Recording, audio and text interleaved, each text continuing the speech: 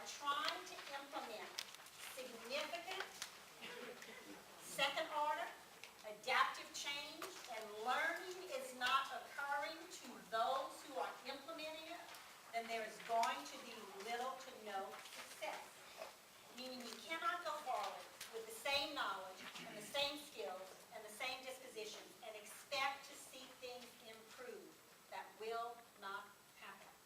So when we say principles, these are based on patterns. A long time I kind of skipped through that. I'm not going to go through it all, but patterns that occur that, through so much research we can see this is what happens when you address A and you address B, this is what you're going to end up with. So that's what we're saying. You have to be willing to learning new information, and not just learning. What's the next step? Applying that new information. If I go to sessions or I go to a class and I have all that new information, I keep it right here in my pocket and I never do anything with it in school, not helping me a bit. You have to apply that information.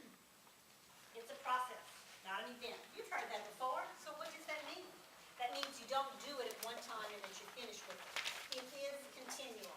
Each time you improve, you have to look at what the next level for improvement is. When I think about process and I think about change, I often think about our athletes, and especially since I know so many of us enjoy watching the Olympics. They are doing feats that are just almost unimaginable. And when they have a break, they're meeting with their coach, who even though they are the best, their coach is giving them suggestions of how to improve.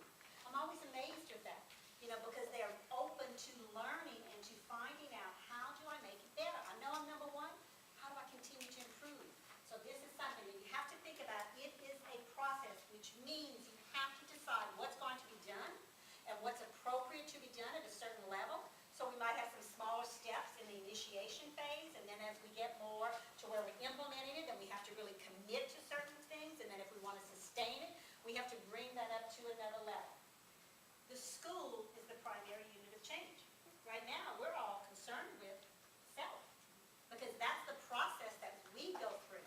But the organization is where the change has to occur. Now, that might seem a little contradictory to this next one, but it's not. While the organization is going to determine the level of success and whether you truly have changed as an organization, it's the individuals within who have to implement the change. So we say the organization is the unit of change. That means within our school, if we're going to make a change, we just can't have this group of people aware of what's going to occur and not this group of people. Everyone has to know everything in the process. You have to make everyone in the school aware, whether they like it or not. Sometimes they're going to say, no, that's fine, I don't need to know. Don't give them that option. Yes, they need to know, because they have to be part of the change. And there's sometimes you just have to recite certain things. So if you have someone who routinely says, oh, that's okay, I'll get that later. No, you have to be part of the change. I want you to be successful. And in order to be successful, we have new knowledge that has to occur, and you're going to be part of that. And make sure of that. So we have to think about it. Each individual has to adopt that change. Interventions. And we can talk about interventions in terms of strategies, in terms of, it could be programs. We mentioned the word programs earlier. But interventions that are key, they are key to the change process. Meaning there have to be some things that are done. Thank you. Some things that are done in order to truly make sure that we're going to go through that cycle of change. So you have to think. There has to be forethought of what are going to be the most effective interventions. And when you try an intervention, whether it's a strategy, whether it's a program, whether it's some type of process, and if it doesn't give you the level of success, then you need to monitor and you need to adjust. You don't keep it just because it's what you adopted early on. When we have the right intervention in place, we're going to see a reduction in resistance to change. So if you're still having a lot of pushback, then you need to think about whether you are truly giving appropriate interventions. If you are giving resources to your teachers in order for something to be accomplished, and yet the teachers are still very uncomfortable, then you need to stop and think, are these resources meeting their needs? They might be meeting a little bit, but obviously they're not addressing all of the needs if we're still having a lot of pushback. Administrative leadership is essential to long-term change success.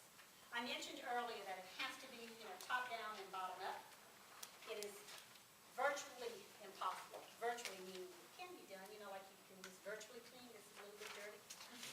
virtually impossible to sustain success in a school. I didn't say to initiate or to even implement it, but to sustain success when you do not have administrative leadership. And that leadership can be in the form of the principal, that leadership can be in the form of the central office. You have to